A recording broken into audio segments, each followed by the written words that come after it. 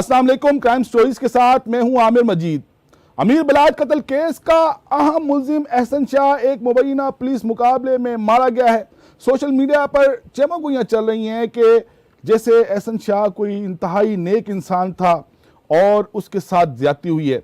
हमारे साथ आज मौजूद है नईम हनीफ साहब, जो इस केस से मुतल्लिक एक सनसनीखेज खबर लेकर आए। अस्सलाम वालेकुम, welcome to crime stories. Naeem साहब। वालेकुम सलाम, थैंक यू आमिर साहब। अच्छा नईम साहब, बताइएगा जो खबर आपके पास है, लगता है कोई बहुत ही सनसनीखेज खबर है। मैं ये समझ रहा था कि जब से मैं रिपोर्टिंग कर रहा हूँ और आप भी क्राइम रिपोर्टिंग करते हैं कि शायद एहसन शाह की मौत के बाद जो है वो अमीर बलाज कत्ल केस किसी हद तक सॉर्ट आउट हो गया है और मरकज़ी मुल्ज़मान जो हैं वो मफरूर हैं, लेकिन उसमें कोई पुलिस को बहुत ज़्यादा बहाम नहीं है। मगर यहाँ तो एक अजीबो गरीब तरह के शवाहिद सामने आने का जो सिलसिला है वो रोक ही नहीं रहा, वो थाम ही नहीं रहा। कोई बहुत बड़ा और वो जो आपने कहा कि वो बहुत ही कोई शरीफुन नफ्स इंसान थे। वो हमारे यहाँ एक कल्चर है कि हम जो है ना मरने वाले के लिए कोई नेगेटिव बात नहीं करते, मजलूम बन जाता है। लेकिन मेरे फोन में जो वीडियोस हैं एहसन शाह की, जो वीडियोस हैं वो वीडियो हम अपने समा के नाजरीन को या हम कहें कि हम पाकिस्तान के सोशल मीडिया वीवर्स को या समा के वीवर्स को हम नहीं दिखा सकते। मतलब नईम साहब आप ये कह सकते हैं कि हम वो घर में अपनी फैमिली के साथ बैठ के नहीं देख सकते। फैमिली के साथ क्या समझ गए होंगे एहसन शाह की फैमिली भी शायद ये ना देख पाए, शायद इस तरह की वीडियोस हैं। अच्छा, वीडियोस को तो हम जाहिर दिखा नहीं सकते और ये जहां तक मेरी इत्तला है कि जाहिर बात है कि इन्वेस्टिगेशन के पास भी मौजूद होंगी और जहां जहां जो है वो इनका फोन जो है उनके फ्रांसिक हुए होंगे उनके पास भी मौजूद होंगी। और ये कोई इस तरह की वीडियो नहीं है जो खुफिया कैमरों के साथ बन रही थी और एहसन शाह को पता ही नहीं था। ये खुफिया कैमरों के साथ नहीं बन रही थी, एहसन शाह ने खुद कैमरे फिट किए हुए अपने लिए और वो अपनी वीडियो खुद बना रहे हैं और किस हालत में। तो चले हम ये जो स्टोरी ब्रेक करने जा रहे हैं, ये एक ऑडियो का मामला है। ये ऑडियो लीक हुई है जी, ऑडियो लीक हुई है और ये ऑडियो है एहसन शाह की और उनकी बीवी की। और ये ऑडियो आप पहले सुनाइए अपने नाज़रीन को, फिर मैं इस पे बात कर। जी बिल्कुल, पहले मैं दरख्वास्त करूंगा ये जो ऑडियो क्लिप है पहले इसको पूरा ये आवाम को सुनवा देते हैं ताकि उनके अंदर भी एक जुस्तजू होगी कि ये खबर है क्या। इसके बाद हम बाकायदा अपनी गुफ्तगू का आगाज करेंगे। पहले हमारा ब्रांच है उनजारा बना नहीं हुन मैं जेल दा तो हुन फनकार हो गया, हुन जेल दा कट हो गया, मेरा ब्लॉग ब्लॉग बदल दिया जान। तू वैसे भी फनकार है, तू वैसे भी फनकार है सर मैं जेल दा फनकार हो गया। मैंने टीम बड़ी अच्छी बना ली। सबसे पहले मैंने सोचा चले ना 1 महीने के अंदर ही मैंने तोहफा दे देना वो आपको, बड़ा जबरदस्त तोहफा दे देना। वो जो बदामी बाग वाला है ना जिसने मेरे साथ ड्रामा किया, पहले जाइए ना मिल के जाए। पता है ना, नाम ना नहीं जाए, तेरे का भी दोस्त है। हेलो, हाँ मैं सारा प्लान कर लेता, लड़के भी तैयार कर। तेरे पापा का दोस्त कौन है जो मुझे पकड़ के ले गया? हाँ पूरा सेट कर दिया इंशाल्लाह 1 महीने के अंदर ही। भाई डांस है क्या? ऐसे क्या उसने जो मेरे बाप को बातें की है ना, तू जाने दे। मेरी वीडियो से मेरे बाप की जो बातें की, मेरा बाप तो मर गया था। तो उस दिन नईम साहब ये क्या है? ये सुन लिया आपने ऑडियो। अब मैं जो है ये पंजाबी की गुफ्तगू है दोनों मियाँ बीवी की, मरने वाले एहसन शाह की। और एहसन शाह पे क्या इल्जाम है वो आप बखूबी जानते हैं, उसको हम जितना मर्जी रिपीट कर लें कि वो जो एक किरदार पठान मुलाजिम ख्वाजा तारीफ गुलशन और तीफी बट का जो कुक था, जो बलोचिस्तान के इलाके उग्गी से जिसे गिरफ्तार किया गया था, उसने एहसन शाह की शनाख्त की थी। वो जो मुदई मसब अमीर मसब ने वो जो तस्वीरें दी थी, वो जो कहानी है जो हम कई दफा डिस्कस कर चुके हैं, 62 तस्वीरें दी और फिर इन्वेस्टिगेशन ने कहा कोई और तस्वीर, उन्होंने कहा एक आध शख्स बचता है वो तो हमारे घर का फर्द है, वो तो अमीर बलाज की जान है, वो तो जिगरी यार है, वो तो हो नहीं सकता। तो उन्होंने कहा कि आप उसकी तस्वीर तो दें।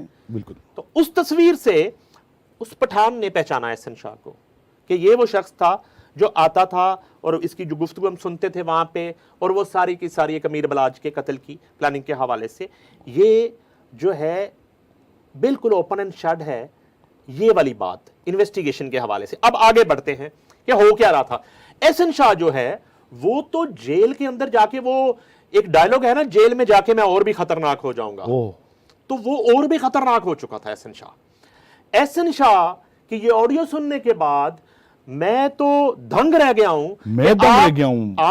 आप चोरी करेंगे, आप डकैती करेंगे, आप मर्डर करेंगे, मर्डर करवाएंगे, और जो पुलिस ऑफिसर आप पे हाथ डालेगा फिर आप उसको भी मरवा देंगे, उसके कत्ल की भी प्लानिंग करेंगे। तो ये जो ऑडियो है इसमें एहसन शाह अपनी बीवी को बता रहा है कि मैंने फलां पुलिस ऑफिसर के कत्ल की प्लानिंग कर ली।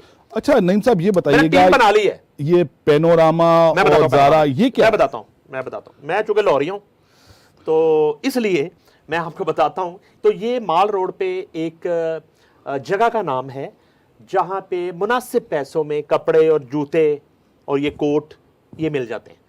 तो एहसन शाह की अहलिया जो हैं वो कॉल के आगाज में उन्हें कह रही हैं कि एहसन शाह वेल डन, पहले तू पैनोरामा था, अब तू ज़ारा ब्रांड बन गया है। यानी कि पहले तू लोकल एक ब्रांड था या लोकल सतह पे एक तुम्हारी शोहरत थी, लेकिन अमीर बालाच कत्ल के बाद तुम इतने पॉपुलर हो गए हो, तुम ब्रांड बन गए, और वो प्राउड कर रही है। एहसन शाह की बीवी इस ऑडियो में प्राउड कर रही है और उसे एक बड़े ब्रांड से तशबीह दे रही है कि तुम एक बड़े ब्रांड बन गए हो। अब वो क्या कह रहा है एहसन शाह अपनी बीवी से ये कह रहा है कि मैं जेल का बहुत बड़ा फनकार बन गया हूं, तुम्हें तो ये पता ही नहीं है। वो कह रही है कि नहीं जान, फनकार तो तुम पहले ही बहुत बड़े थे।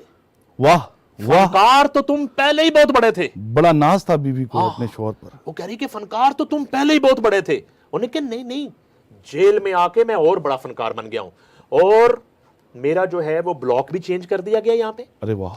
यानी कि एहसन शाह को कहीं ना कहीं से पूरी सपोर्ट हासिल थी जेल के अंदर फैसिलिटेट करने के लिए। अब आगे तो मैं जो आपको वाकया डिस्कस करूंगा उससे तो बिल्कुल साबित हो जाएगा कि वो किन हाथों में खेल रहा था और वो किस गैंग का हिस्सा बन चुका था और वो क्या करने जा रहा था। अभी तो आगाज था। अमीर बलाच का जो कत्ल था मुबैना तौर पर यही बताया गया हमें कि वो उसकी प्लानिंग में शामिल था या उसकी रैकी में शामिल था। ही है। ये तो आपका जो ऑर्गेनाइज क्राइम यूनिट है वो बेहतर बता सकता है कि किस हद तक उनके पास अब तक शवाहिद मौजूद हैं। मगर यहां वो क्या कह रहा है कि मुझे जेल में पूरा मेरी बादशाहत है, मैं पूरा फनकार बन जाऊं। वो कह रही है कि आप तो जान पहले ही बहुत बड़े फनकार थे। और उसने कहा नहीं, अब मैं बताता हूं कि मैं क्या करने जा रहा हूं। एहसन शाह इस मुबैना ऑडियो में अपनी बीवी को यह बता रहा है कि मैं बहुत जल्द रिहा होके बाहर आ रहा हूं। ये सबसे बड़ी जो बात है, उसको कैसे यकीन था कि वो रिहा होने वाला है? आपने ऑडियो सुनी, आप बार बार ऑडियो सुने, आप उसका जो कॉन्फिडेंस लेवल है और ये गुफ्तगू इस तरह लग रही है कि ये गुफ्तगू वो जेल से किसी फोन से अपनी बीवी से गुफ्तगू नहीं कर रहा। ऐसे लग रहा है कि जैसे वो किसी बेडरूम में या किसी ड्राइंग रूम में बैठ के एहसन शाह इतने कॉन्फिडेंस के साथ गुफ्तगू कर रहा है और उससे पूरी कॉल में कहीं वो अमीर बलाच के कत्ल का जिक्र नहीं कर रहा। ऐसा ही कि यार मेरा यार मर गया, ऐसा ही है, या मैं उसमें इन्वॉल्व नहीं था, ऐसा ही मैं उसमें शामिल नहीं था, मुझे बड़ा दुख है, मुझे यहां नींद नहीं आती जेल में, उसको याद करके वो जिक्र ही नहीं कर रहा अमीर बलाच का। बिल्कुल नहीं कर रहा। वो एक सेलिब्रेटिंग मूड में लग रहा है और वो कह रहा है कि मैं बहुत जल्द रिहा होके बाहर आ रहा हूं और मैंने सब प्लान कर लिया है। मैं आते ही 1 माह के लिए सऊदी अरेबिया चला जाऊंगा। अब मैं आपको वापस लेके जाता हूं कि इससे कबल जिस रात अमीर बलाच शादी की तकरीब में कत्ल होता है, उस वक्त एहसन शाह मदीना मुनव्वरा में, जी बिल्कुल, मस्जिद नबवी के अंदर मौजूद होता है। ऐसा ही है, बिल्कुल बिल्कुल। बकौल एहसन शाह जो आके उसने मुख्तलिफ टिकटॉकर और यूट्यूबर्स को इंटरव्यू देने शुरू किए बकौल उसके कि मैं नमाज पढ़ के, ईशा की नमाज पढ़ के छतरियों के नीचे बैठा था और मुझे एक मैसेज आ गया कि बलाच पे हमला हो गया। अब इस ऑडियो कॉल पे एहसन शाह अपनी बीवी से कह रहा है कि मैं रिहा होके आ रहा हूं और मैं 1 माह के लिए सऊदीया चला जाऊंगा और मैंने पूरा प्लान कर लिया, मैंने टीम बना ली है, मैंने लड़के तैयार कर लिए हैं, टीम बना ली है। किनकी टीम बनाई है? ये शूटर्स की टीम बनाई है एहसन शाह ने। नहीं साहब, कहीं ऐसा तो नहीं लाहौर के अंडरवर्ल्ड में एक नए किरदार की एंट्री होने वाली थी? मैं कहता हूं कि एंट्री हो चुकी थी। अभी तो खुदा ना करे कि अंदर बैठे वो पता नहीं कुछ कर भी ना गया हो इससे कबल, लेकिन ये प्लान वो किसके कत्ल का कर रहा है? असल बात ये है कि वो ये कहता है कि मैंने टीम तैयार कर ली है, बड़ी फिट टीम तैयार कर ली है। अब मैं आपको बताऊंगा ये टीम कैसे तैयार हुई है, ये टीम किसने दी एहसन शाह को, ये कौन लोग थे जो एहसन शाह के राब्ते में थे, जो जेल में मुलाकातें करने जा रहे थे। बज़ाहिर तो वो एक फैमिली मेंबर होके, कोई दोस्त होके, यार होके, वकील होके, वो एक मुलाकात करने जाते हैं। जो हमारे यहाँ पे एक पॉलिसी है कि आप वीक में एक दफा मुलाकात किसी भी मुल्जम की, किसी भी मुजरम की, चाहे वो किसी भी जुर्म में हो, उसकी मुलाकात होती है, उसका राइट होता है। अब फोन की सहूलत भी दे दी गई, अंदर से आप फोन भी कर सकते हैं, अपने बड़ी बात है, वीडियो कॉल भी कर सकते हैं। अरे वाह। तो एहसन शाह अपनी बीवी से कह रहा है कि तुम्हारे बाप का दोस्त जिसने मेरे साथ ड्रामा किया बादामी बाग आके और जो मुझे पकड़ के लाया था, उसका मैं काम तमाम कर दूंगा बाहर आते ही। आप कहीं सब इंस्पेक्टर शकील भट्ट की ये शकील भट्ट के कत्ल की प्लानिंग कर रहा था एहसन शाह जेल के अंदर बैठ के, और इतना करीब लग रही थी उसको उसकी जमानत कि वो बाहर आके सऊदीया चला जाएगा और यहां जो है शकील भट्ट को जो है ना वो मर्डर के लिए अटेम्प्ट की जाएगी खुदा ना खास्ता, और एक सब इंस्पेक्टर को इसलिए वो कत्ल करवा देगा या कर देगा कि वो सब इंस्पेक्टर एहसन शाह को गिरफ्तार करने बादामी बाग गया था, जबकि वो ये भी कह रहा है कि जो तुम्हारे बाप का दोस्त था, यानी कि एहसन शाह के ससुर की भी शकील भट्ट से दोस्ती रही है। और मेरी इंफॉर्मेशन के मुताबिक जो एहसन शाह का ससुर है उसने एहसन शाह की सास को काफी अरसा कबल डाइवोर्स कर दिया था, डाइवोर्स कर दिया था, और शकील भट्ट से उसका ताल्लुक था, दोस्ती थी, जिस पे एहसन भट्ट की जो अहलिया हैं मुबैना तौर पर जो उनसे गुफ्तगू कर रही है वो चौंक गई। और चौंक के उसने कहा कि एहसन शाह उसने जो है ना जो मेरे बाप को जो वीडियोस दिखा दी हैं तुम्हारी, और जो है ना वो मेरा बाप जो है ना अगर उसको इस तरह की सूरत हाल का पता चल गया वो तो मर जाएगा। यानी कि वो यहां पे इस पूरी ऑडियो में सिर्फ एक लम्हे के लिए थोड़ा सा चौंक के उसकी बीवी उसको कोशिश कर रही है कि एहसन शाह सोच लो थोड़ा वो, लेकिन वो कह रहा है कि नहीं नहीं नहीं, वो मैंने टीम बना ली है। ये मैंने इस टीम के बारे में बताया, ये टीम के बारे में तो मेरा ख्याल है बहुत जल्द आपको जो है वो इदारे और बहुत जल्द घेरा जो है वो इस टीम के गिर्द तंग होना शुरू हो गया है। और एहसन शाह की खास तौर पे इस तरह की जो शवाहिद सामने आ रहे हैं, और ये ऑडियो भी बता दूं, ये ऑडियो उनकी अहलिया ने अपने बाप से शेयर की है। अच्छा, ये जो ऑडियो है ये एहसन शाह की बीवी ने अपने बाप से शेयर की है, जिनके बारे में जो है ना वो कह रहा है कि तुम्हारे बाप का दोस्त है शकील भट्ट और उसके मैं कत्ल की प्लानिंग कर रहा हूं, और ये मुमकिन तौर पर ये ऑडियो उसके बाप से ही बाहर आना शुरू हुई है। और तो वो जो कफन के साथ लिपट लिपट कर रो रही थी, उनको कहानी पता थी सारी। मैं आप देखें ना कि बदकिस्मती है। अब हम तो एक मीडिया पर्सन्स हैं, अब हम एक इन्वेस्टिगेशन का तरीकाकार तो किसी इदारे को नहीं समझा सकते। ऐसा ही हम तो अपनी एक नाकिस राय जो है, एक दौर था जब मैं बाबा जमील चिश्ती का जिक्र करता हूं, मिर्जा नसीर बेग का जिक्र करता हूं, असद साई मरहूम का जिक्र करता हूं, मैं मुजाहिद जाफरी हमारे दोस्त हैं उनका जिक्र करता हूं। और एक दौर मैंने देखा है कि जब मुख्तलिफ इंसिडेंट और मुख्तलिफ कत्लों में और मुख्तलिफ वारदातों में जो इन्वेस्टिगेशन ऑफिसर्स होते थे वो इन जर्नलिस्टों से मुशावरत करते थे और पूछते थे कि आप वकुआ देख के आपकी राय में क्या हुआ होगा, उनकी आरा ली जाती थी। लेकिन मैं कम से कम समझता हूं कि मैं जो है इस पोजीशन में नहीं हूं कि मैं इन्वेस्टिगेशन को ये राय दूं कि अब इस ऑडियो के बाद बिल्कुल उनकी बीवी को भी जो है वो इन्वेस्टिगेट किया जाए कि वो क्या, इसके अलावा आपके साथ क्या क्या शेयर करता रहा, उसके क्या अजाइम थे, क्या प्लान्स थे, और आपने अपने अपने वालिद के साथ ये बातें शेयर की, उनसे ये ऑडियो शेयर की। ये खैर इन्वेस्टिगेशन का काम है।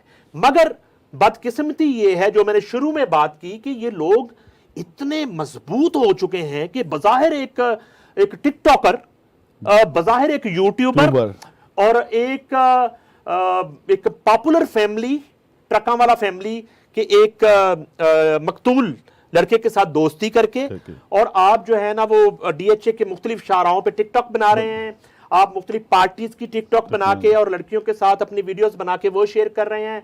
और दूसरी तरफ आपका अगर रूप देखा जाए, और आप जो है वो पूरे गैंगस्टर बन चुके हैं, और आप जो है ना, अगर आपका किसी कत्ल में नाम आ गया है तो जिस पुलिस ऑफिसर ने आपको अरेस्ट किया है आप उसके कत्ल की प्लानिंग कर रहे हैं। ये इंतहाई एक खौफनाक अमर है कि ये, यानी कि हमारे इर्द गिर्द ये क्या हो रहा है कि जिस मुआशरे में हम सांस ले रहे हैं और हम समझ रहे हैं कि बड़ी पुरअमन फिजा में हम अपनी फैमिलीज के साथ, अपने बच्चों के साथ रह रहे हैं, वहां पे इस तरह के अनासर मौजूद हैं। और वो जो पहलू है कि वो किसकी सपोर्ट हासिल है थी मरते दम तक एहसन शाह को, तो फिर वो कड़ियां मेरी इतला के मुताबिक जो है वो इन्वेस्टिगेशन जो मिला रही है वो वही मिल रही हैं। इस कत्ल के नामजद मुलजम तीफी बार जो मफरूर हैं वो कड़ियां उधर भी मिल रही हैं। और कहीं ना कहीं जो है कि अगर गोगी भट्ट का अगर कहीं पे नाम आ रहा है और अगर उन्हें अभी तक क्लीन चिट दी गई है या उनकी क्लियरेंस हुई है, नहीं हुई, लेकिन ये तमाम तर जो एहसन शाह के ताने बाने हैं वो वहीं पे मिल रहे हैं। इस सारी सूरत हाल को लेके भी कि वो जो गैंग बन रहे हैं यहाँ पे, वो जो शूटर उसको मुहैया किए जा रहे हैं, वो जो जिन लड़कों की टीमें बनाई जा रही हैं, और वो बता रहा है बड़े फख्र से कि मैंने बड़ी अच्छी टीम तैयार कर ली है और अभी मैं बाहर आके बस तहलका मचाने वाला और मैं तोहफा दूंगा, वो वर्ड यूज कर रहे हैं ऑडियो में कि मैं अवाम को तोहफा दूंगा। और एक शुरू में वो कहता बॉस को तोहफा दूंगा। वो बॉस कौन है, वो किसके लिए काम कर रहा था, ये जानना बहुत और जरूरी है। अवाम को तोहफा, यानी कि एहसन शाह किसी पुलिस ऑफिसर को, शकील भट्ट को कत्ल करवा के अवाम को क्या तोहफा देगा, कि अवाम को वो तोहफा देगा कि मैंने मार दिया एक उस ऑफिसर को जिसने उसको गिरफ्तार किया, वो तो एक अपनी ड्यूटी निभाई, एक असाइनमेंट निभाई। तो ये एक बड़ा लम्हा फिक्रिया है, ये बड़ा लम्हा फिक्रिया है पाकिस्तान के इदारों के लिए, कौमी सलामती के इदारों के लिए, और जो है वो ऑर्गेनाइज क्राइम यूनिट के लिए और पंजाब पुलिस के लिए। नईम साहब, यहां पर एक सवाल है, जेल के अंदर वैसे तो क्लियर हो गया है, आपने 2 नाम ले लिए हैं, कौन लोग थे जो उसको फैसिलिटेट कर रहे थे, वो जेल के अंदर था, उसकी जमानत के लिए काम कर रहे थे, उसकी रिहाई के लिए जो है वो सरगर्म थे। आपने वैसे तो नाम ले लिया है, थोड़ा सा इसकी और तफसील बताइए, कौन लोग थे? देखिए, मैं जो है वो अभी तक जो मेरे ज़राए की खबर है और मेरी इस हवाले से इन्वेस्टिगेशन से बात नहीं हुई, और मुनासिब ये होता कि मैं इस स्टोरी से पहले, लेकिन इस ऑडियो के आने के बाद कोई गुंजाइश बची नहीं थी। मेरा अपना जो एक जाती एक्सपीरियंस है, मैं कुछ नाम लेना चाहता हूं अभी आपके प्रोग्राम में। मैंने एक, वो मेरी मुलाकात नहीं है उनसे, एक वो यूट्यूब पे प्रोग्राम करते हैं शाहिद चौधरी, तो वो इस केस को लेके ना, एक तो उनका स्टाइल ही बड़ा, वो दूसरा लॉरी स्टाइल, खुला डुला, और बड़ा वो अग्रेसिव। उन्होंने कहा जी ऐसे बंदे के तो जो है ना वो इस तरह नहीं मारना चाहिए, उसके टोटे कर देने चाहिए, उसको जो है ना वो पता नहीं आग में उसको डाल देना चाहिए। तो मैं थोड़ा सा होता था कि यार इस हद तक जो है ना, मगर अब मुझे लगता है कहीं ना कहीं कि शाहिद चौधरी के पास भी शायद कोई इंफॉर्मेशन थी कि शाहिद चौधरी जो है वो इतना अग्रेसिव होके जो बात कर रहे थे इस शख्स के, जांबाक होने वाले शख्स के किरदार के बारे में, वो कुछ जानते थे। और ये वाली जो कहानी है, ये भी मुझे लगता है कि शाहिद चौधरी और इस तरह के जो व्लॉगर्स है और यूट्यूबर, उनके पास कुछ ना कुछ कहानी थी जिसकी बुनियाद पर अच्छा, वो एक और किरदार है, लेकिन उनका चूंकि एक ताल्लुक है कैसर भट्ट। अच्छा, वो कैसर भट्ट जो है वो भी गुफ्तगू, वो बाबर लखौडेरिया के भाई हैं, मकतूल जो है वो कत्ल हुए थे, तो वो भी कोई गुफ्तगू इस तरह की करते हैं। लेकिन उनकी गुफ्तगू से इसलिए हम स्मेल करते हैं कि शायद उनका मीर बलाज के साथ, उस फैमिली के साथ एक ताल्लुक है, वो गुस्से में बात करते थे। लेकिन वो अब तो मुझे कैसर भट्ट की भी जो गुफ्तगू है इस हवाले से, और बहुत से जो इशारे हैं, तो वो आज मुझे काफी क्लैरिटी हुई है इस ऑडियो लीक के बाद कि वो एहसन शाह जो है वो तो एक बिल्कुल गैंगस्टर बन चुका था और वो अगर जमानत पर रिहा होकर बाहर आ जाता तो शायद वो कुछ पुलिस ऑफिसर्स पर भी हमले करता और करवाता और प्लानिंग बदकिस्मती से कानों को हाथ लगा के कि वो उसी मुकद्दस मुल्क का इंतखाब हर दफा करता है कि मैं सऊदी अरब चला जाऊंगा 1 माह के लिए और यहाँ काम तमाम हो जाए। नईम साहब, ये ऑडियो क्लिप सुनने के बाद और आपकी गुफ्तगू सुनने के बाद तो मेरे भी अब सोचने समझने की सलाहियत जो है वो ख़त्म हो गई है। नाज़रीन, क्राइम स्टोरीज़ की इस एपिसोड में हमने आपको बताया कि वो किरदार अमीर बिलाज टीपू कत्ल केस का वो अहम मुल्ज़िम जिसको आजकल सोशल मीडिया पर हीरो बनाकर पेश किया जा रहा है, उसकी असलियत क्या थी। इस केस से मुतल्लिक कोई मज़ीद अपडेट होगी तो आपके पास हाजिर होंगे। तब तक के लिए इजाज़त दीजिए। अल्लाह हाफ़िज़।